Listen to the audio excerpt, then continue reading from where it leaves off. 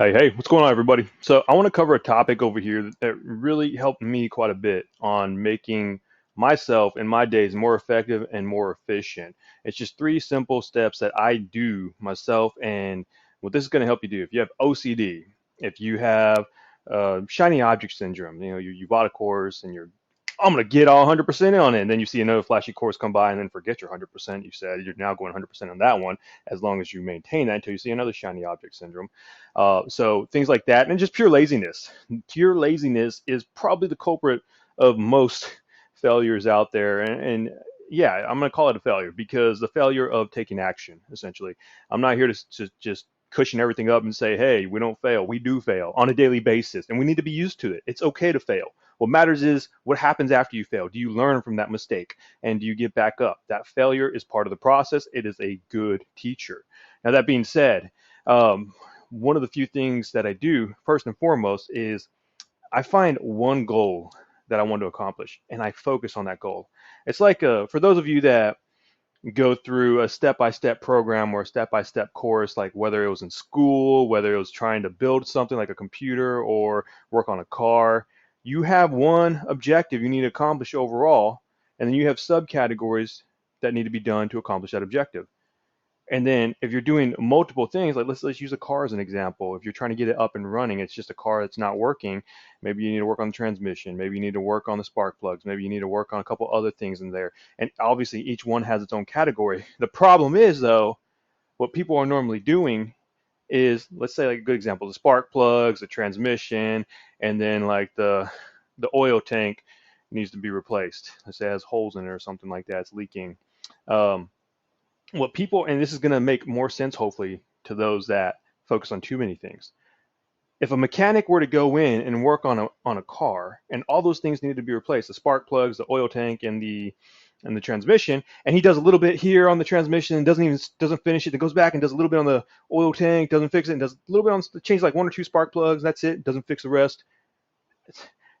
First off, having to refocus as he gets to each specific object, like the oil tank, the spark plug, and the transmission, every time he's gonna have to remember where did he leave off.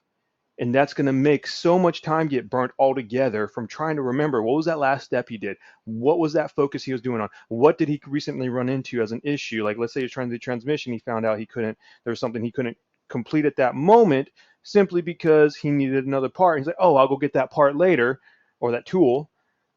I'm going to go move on to the gas tank or to the oil tank at this point. Let's say something like that. That's not going to make any sense.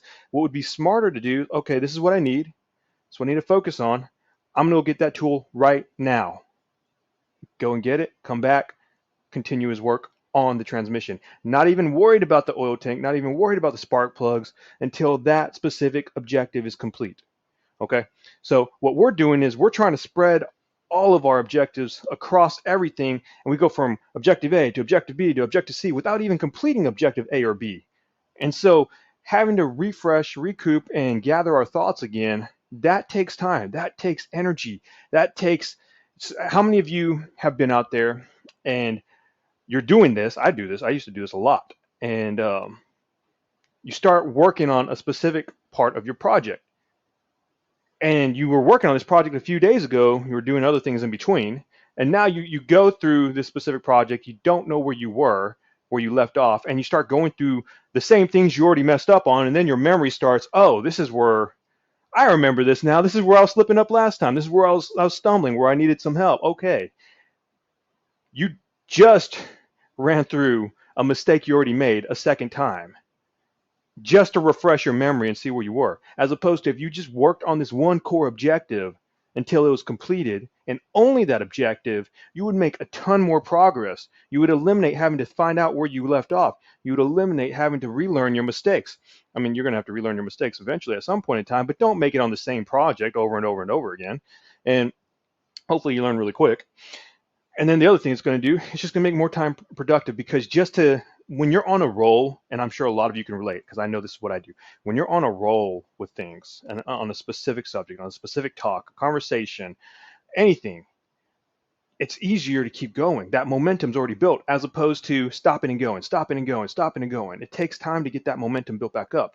That's why a lot of content creators out there, they'll pick 1 or 2 days out of the week, focus purely on content development, because as your brain gets churning, you start getting that blood flow, you start getting those thought processes, those ideas, that focus. It's almost like when you meditate, you start thinking. Actually, not many people take that time to think. I know we're going down a lot of rabbit holes here, but this is to focus on objectives. So kind of ironic because I'm saying focus on one thing.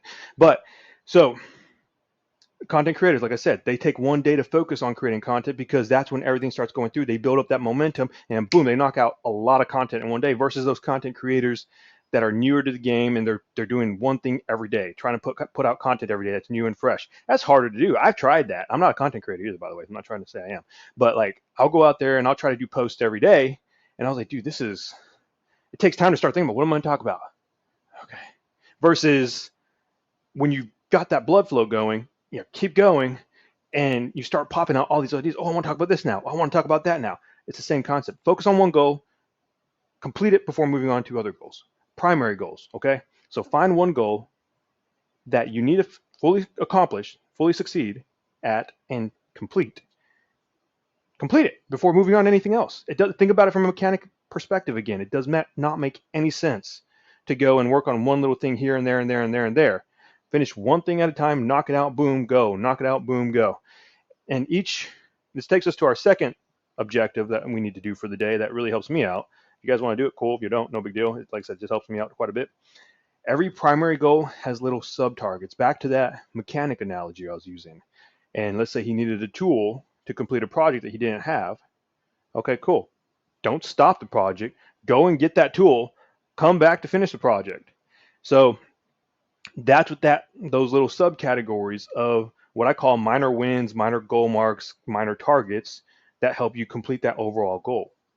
So his goal in that perspective was to repair the transmission. Now he needs a part. Now a sub goal or a target, go get that part. Let's come complete this specific thing he needs to do to fix the transmission. So just a small little example, okay? Find little goals that are going to help you complete that overall objective. That's what I'm saying overall. So if you're trying to, let's say your goal is to get like 10 appointments a week or something like that. Let's just make it easy. 10's an easy number. So 10 appointments per week. That's your primary goal right now. Because let's say you're not doing anything. I know that's just 10 appointments could be crappy. They can be great, whatever. The point is you want 10 appointments per week. So what do you need to do now? Let's say let's say out of every 100 people, you book 2 appointments. You know this without a doubt. You've done this before. Okay, cool. So you need 10. So now you need to reach out to 500 people overall. So you're going to go out there and you're not going to stop. You're not going to complete a week until you reach out to 500 people. And don't say, I'm saying you have to reach out to 500 people and that's going to be enough. Honestly, reaching out to 500 people in a week is nothing. So reach out to a lot more. I'm just saying because 10 makes it an easy number. So that's a sub goal.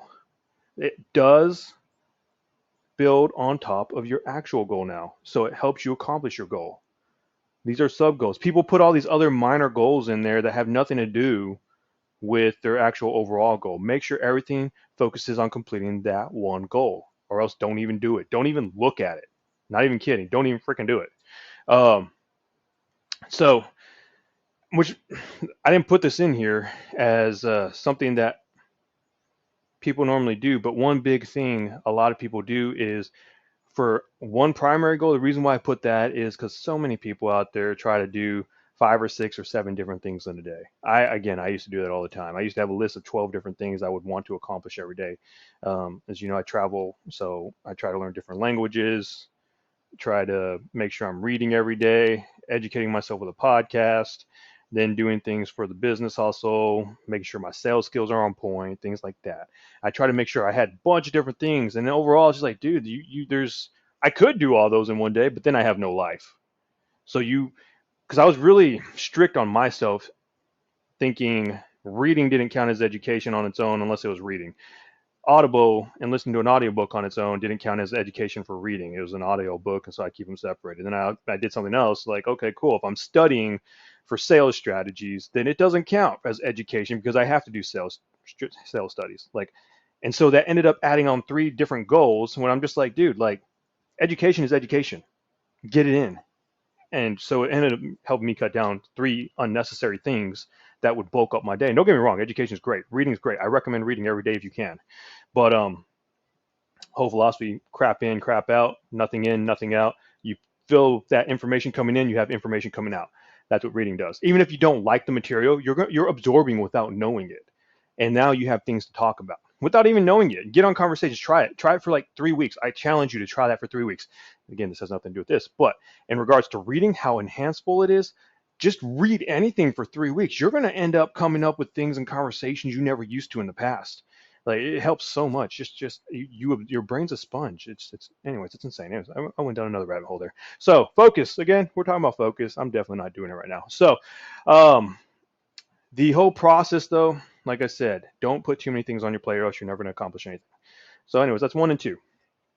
Number 3, and this is a big one. Just freaking do it. Don't fall into your feelings. Your feelings are going to always fail you 90% of the time, maybe even more. But I don't feel like doing it today. Get your ass up and go do it. It doesn't have to be everything. Just take a little step. Just go do 10 minutes. If you don't feel like doing anything, you feel like complete dog poop, go take 10 minutes to do it. The reason why I say just 10 minutes, guess what's going to happen? Once you get going, just doing that 10 minutes, if you tell yourself just 10 minutes, fine, just 10 minutes. Guess what's going to happen? Especially if you're passionate about it, you're going to get rolling through and you're going to keep going and going and going.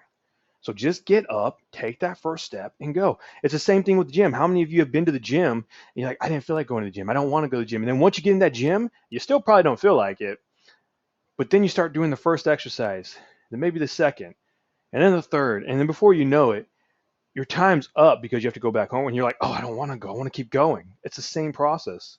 Now, there's going to be days where you're just like, you just really don't and can't, or not, I'm not going to say can't. You're always capable. But there's some days you really just don't want to do something. You really got to eliminate that as much as possible and just keep going no matter what. If you always go by based on feelings, you're just never going to get anything done. It's natural human behavior to sit and just sleep all day. There was a time frame where all I thought was I needed more sleep and I would be good and I wouldn't feel tired anymore throughout the day. And so guess what? I slept. I slept a lot. I found myself sleeping anywhere from 12 in this one for like almost a week, week and a half. I found myself sleeping for like 12 to 14 hours. I'm not even kidding. Like, and I was tired. Yeah. Did I need extra sleep? Probably because I was only doing 3, maybe 4 hours a day tops, and did that for like almost like 6, 7 months straight. And your body is not meant to take 3 or 4 hours. Periodically, you do need to recover. And so I thought I was just gonna need like a couple hours extra sleep, and I found myself waking up ready to go. And I would have only slept like 8 hours maybe, and I found myself waking up ready to go. And I was like, you know what? I don't feel like getting out of bed though. I'm gonna stay here and try to sleep a little bit more. Ended up being 12 or 14 total hours altogether, and I didn't even feel like I needed that extra sleep. And in regards to, I did feel better from that extra 8 hours for sure. Like I felt refreshed and everything when I woke up that 4. I didn't feel any different. I just felt like, okay, cool. I slept 4. I actually felt worse. I felt like I wasted my day. I felt like I had to rush at things, felt more pressured. And honestly, people don't need 14 hours of sleep. You really don't. Unless you've been deprived for like months and months and months and months, like hardcore, then you might need a couple of days of just recuperation, but you don't need 2, 3 weeks worth of 12 or 14 hours of sleep. There's no way. I'm not saying don't enjoy your sleep. Go and enjoy it, but don't fall into your feels is the point of this conversation. Get out there and actually make yourself do things. Be uncomfortable. You need to make yourself uncomfortable. Purposely do that. When the body is under stress, that is when you grow. When I did like all that all the services for I did for 911. Sorry, I had to stumble a little bit for whatever reason. But when I did services for 911, and dude, there were times we didn't sleep for 48 hours. And you know what? I'd go home, sleep for maybe 5, 6 hours, whatever. I'm ready to roll. Like I was used to it. I'm not trying to say I was a badass or anything like that or anything crazy. I was just used to it because that was habit. So what I'm saying is it's like, it's all mindset. It's all mindset, what you're used to, what you're acclimated to. Now If I were to go 48 hours out sleeping and then just sleep 4 or 5 hours, because it's been probably a couple years since I've been into any of that, um, I wake up tired. I'm like, I'm ready for bed again still. I can't do what I used to do. Like, props to all my brothers and sisters out there still doing that, because I can't do that anymore. I can go 48 hours out sleep, but the next day I'm sleeping 8 to 12 hours, just, yeah. So yeah, don't go and rest when you need to. It's definitely useful. And it's, again, back to what you're acclimated to. All right. Don't go trying to do what somebody on level 1000 is doing when you're on level 10. You might see the results they're getting, but you have to remember you're on level 10, they're on level 1000. All right. And if you're not, you hear people talking about, oh, I stayed up for 3 hours and I got this, and this done, and blah, blah, blah. And they look like they got so much done and they have so much experience under their belt. First off, they're not telling you all the bad crap they went through. Second off, you don't know how long they've been doing those 3 hours. So they might be hugely adjusted to it. Which, back to what I was saying, though, they can't sustain that long. The body's just not developed for that. And mentally, the brain needs to recharge. The other thing, too, back to experience levels, they might have had other businesses they crashed in the ground, did really well with. Who knows? The point is they got more experience under their belt, so they know what they need to focus on, and it's easier for them. So don't compare yourself to somebody else. Just get your butt up, do what you're used to doing in regards to when you're testing yourself. Don't race against anybody else. Don't race. I'm not gonna say that. Use competitors to push your butt. Definitely use them, but don't compare your results to theirs, because you don't know where they're at, where they came from, or anything like that. You just know where you started. Now move yourself. Set yourself some goals. Get your butt moving. Don't stop. And don't even dare feel like I don't feel like doing it and sit your butt down and say I'll do it tomorrow, because tomorrow might never come. And if tomorrow does come, maybe somebody else beat you to the punch. There's always somebody going after. I'm sure you heard David Goggins saying somebody always wants what you have. Somebody wants your life. Somebody wants your wife, your husband. They want your job, your money. There is always somebody that's going to want that. Keep that in your mind, because it's very real, very, very real. And they're working that much harder to get what you already have, and they're going to stay hungry. Always somebody better out there, no matter who you are. Always. Don't ever let your guard down. Don't ever get complacent. Don't ever think you're comfortable. All right. That's pretty much all I had. Nice little rant for the day. Appreciate you guys listening. If you guys like this, share it, take notes, whatever. Subscribe. If you see this on YouTube, I don't know. Do what you do. Follow it.